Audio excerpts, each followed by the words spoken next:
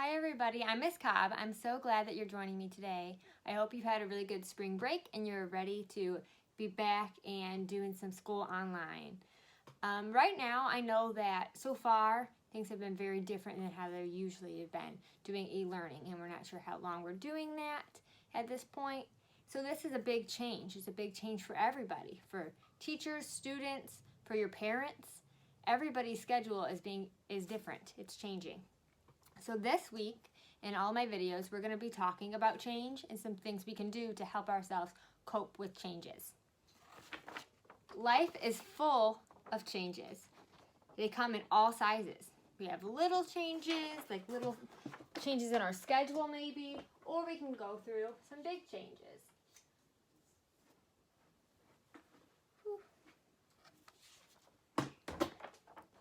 Change can be challenging, exciting, and fun.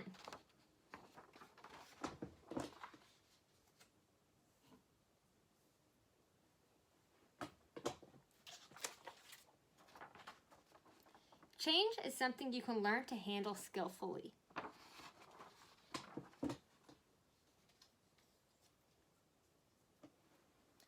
When we have a change, that means that things are going to be different, but that doesn't mean that they have to be bad. Right now, we're going from doing our normal school learning to doing e-learning, and it is very different, but there are lots of fun things with this too. Change might seem scary, but you can learn how to feel better about it. Whether you're moving houses, getting a new sibling, or doing e-learning instead of going to school, you can practice mindful activities that can help you feel more prepared for new things. So like the example of getting a new sibling, that would be a big change. There's going to be changes in your family, changes in how your parents have to give time to a new baby, but there's also new exciting fun parts about that too, about having a new sibling and getting to be a big brother or sister.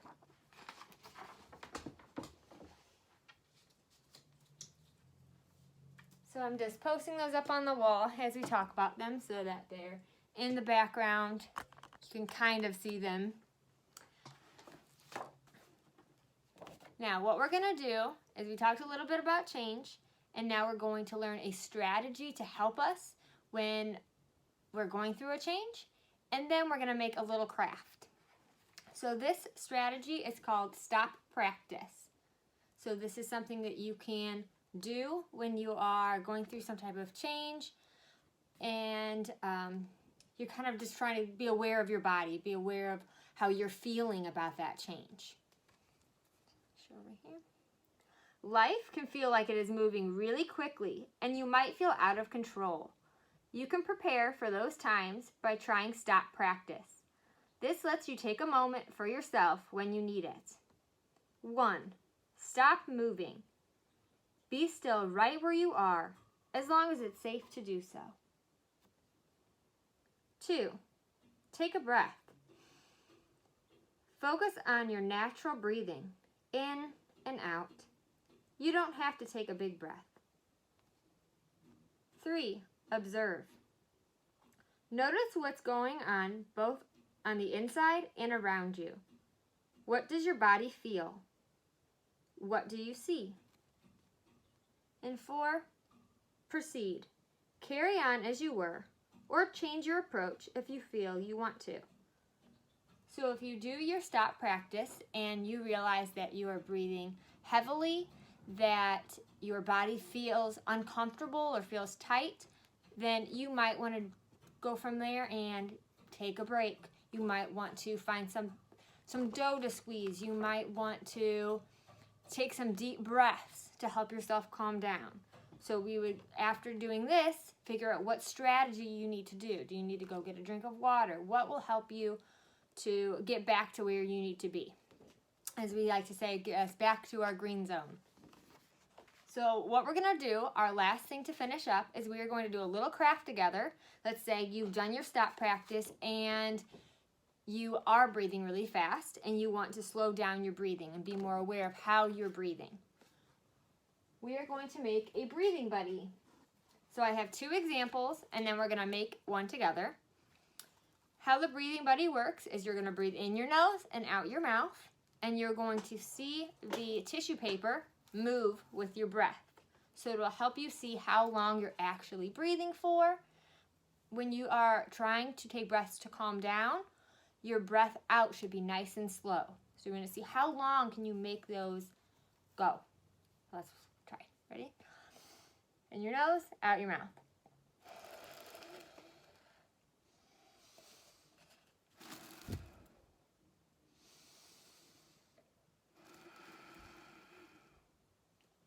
So that's my elephant. And then I have a little lizard guy too.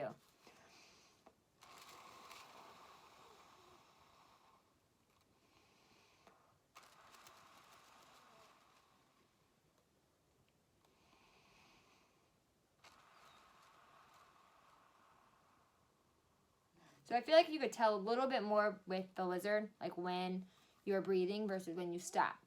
And when you stop, his tongue's going to go back down. What we're going to do together is we are going to make a jellyfish. There is so many ways you can do this. So if you do it on your own, try to make something else. Make whatever animal you want or creature you want. Use whatever supplies you have at your house. What's cool about this is that you do not need a whole lot to start with. And then if you have more things at home, you can get really creative with it. But really all you need is a paper cup.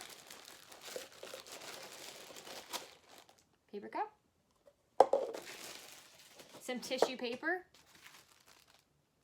some glue or tape, and then that's really the main things. And then you can I use construction paper and foam for these guys.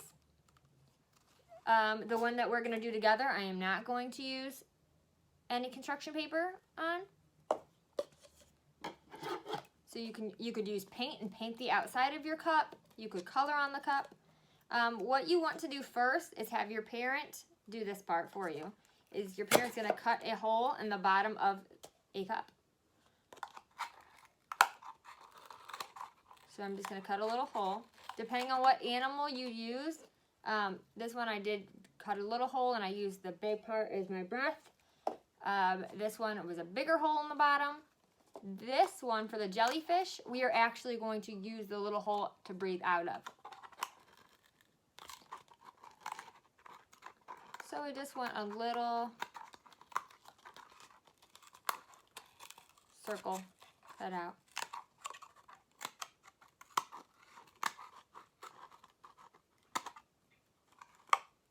Just like that, simple. So have a parent help you. And then I'm going to cut off the rim of the cup. This is just a preference. You do not have to do that. But I'm going to cut off the rim so that I can go back around the whole outside, and I'm going to make it wavy.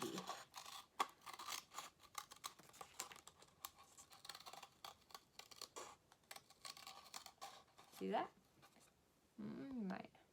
Might be a little bright. Let's see. See how I'm cutting that to make little waves around the edge of my cup?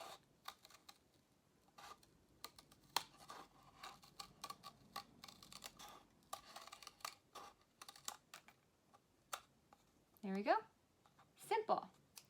So this is a craft that could take a while if you wanted to. You could really take your time on it.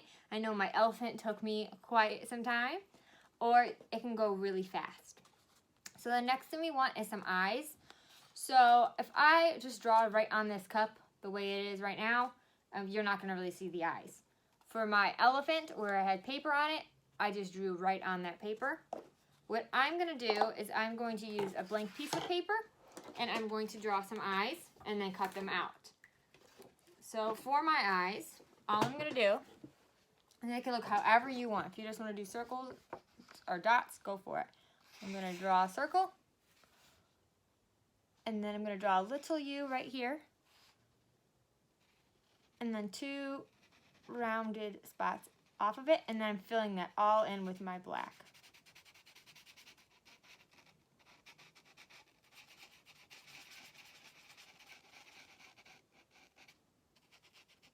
And that's just giving us a really easy, quick, simple looking eye. So then I'm going to cut them out. I actually cut 2 out already, just to save us some time. And we're just going to glue them onto the cup.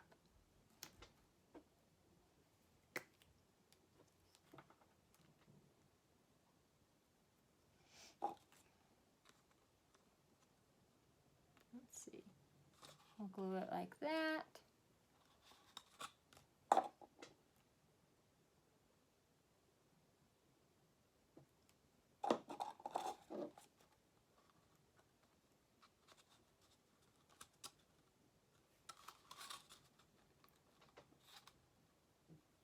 Maybe a little closer.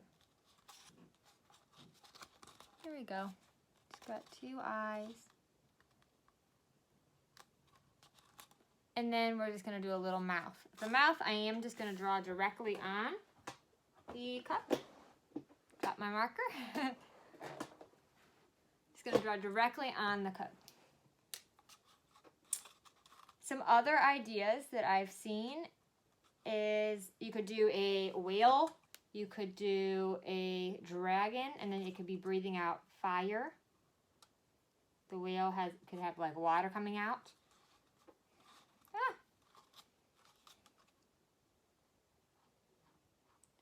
You can do whatever you want though, which makes it really cool.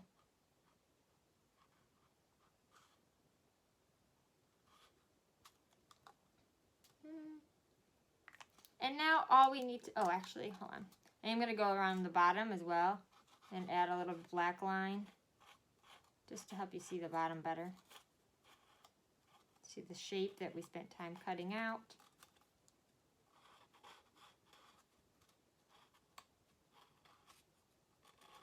And I'm not even really drawing on the cup at this point. I'm just kind of following that line across the bottom.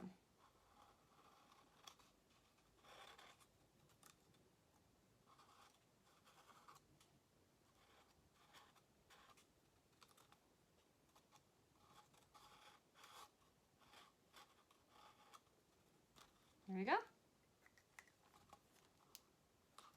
And the last thing is to add the tissue paper.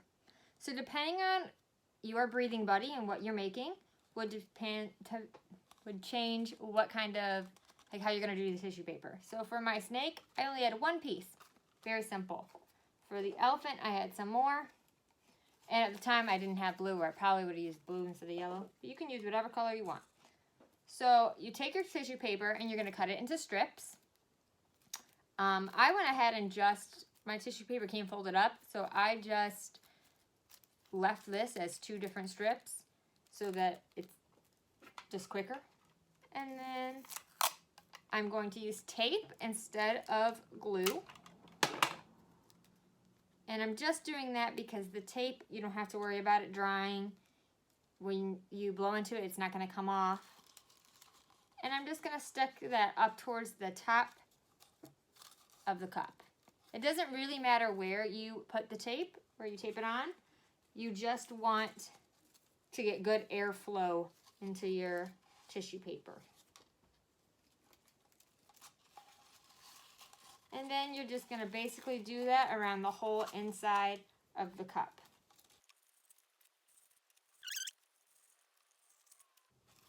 It will take a little bit longer when you're working on it. I had a lot of this pre-planned for you guys just so you wouldn't have to watch as long. So I just stick them on. You could use multiple colors, whatever you want. It's your guy. And that's what he looks like. We have our little jellyfish. So then we're going to breathe in our nose and breathe out our mouth. And what should happen is all of this tissue paper should move around. Ready?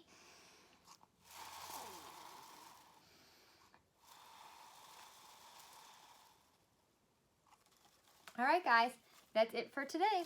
So remember, we have a stop practice. I will also be posting this onto Google Classroom for you so that you have a copy of it. And you could practice. It's something you could practice daily. Really, it's just about being aware of your body and being aware of how you're feeling so that you know how you should proceed, how you should carry on with your day and with what you need to do next. I hope you have a great day, and I will see you later this week. Bye!